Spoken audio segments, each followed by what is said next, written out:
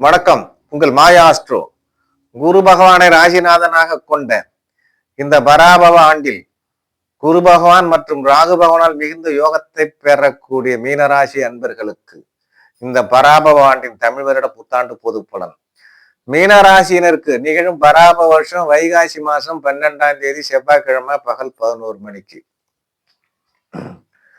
ஆங்கிலம் பாத்தீங்கன்னா 26/5/2026 என்று உங்கள் ராசிக்கு 5ஆம் இடமான கடக ராசியில் உங்கள் ராசிநாதன் குரு பகவான் உங்கள் ராசிநாதன் குரு பகவான் உச்சம் பெற்று 5ஆம் இட குருவாக சஞ்சரிக்கக்கூடிய காலம். என்ன பலன் அப்படின்னு கேட்டீங்கன்னா, இதுவரை குருவால் பணத்தை பல வழியில் இழந்து மன நிம்மதி இல்லாமல் இருந்த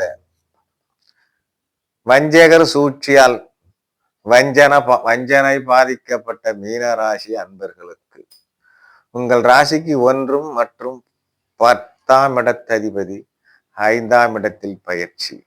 அஞ்சியை விஞ்சி பலனில்லை என்பார்கள். 5ஆம் இடம் என்பது என்னன்னு கேட்டீங்கன்னா, உங்களுடைய எண்ணங்கள் ஈடேறக்கூடிய இடம்.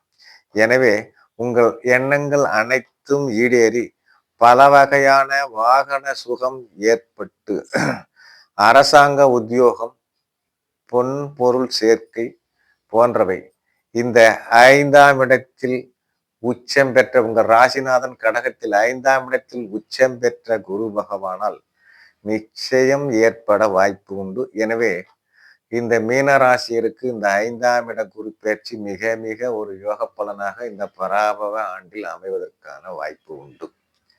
அடுத்து நிகழும் பராபவ வருஷம் ஐப்பசி மாசம் 27ஆம் தேதி, ஆங்கிலம் பார்த்தீங்கன்னா 13/11/2026 வெள்ளிக்கிழமை மாலை 5:14. என்னன்னு கேட்டீங்கன்னா, உங்கள் ராசிக்கு 11ஆம் இடமான மகர ராசியில் ராகு பகவான் 11ஆம் இட ராகுவாக சஞ்சரிப்பது.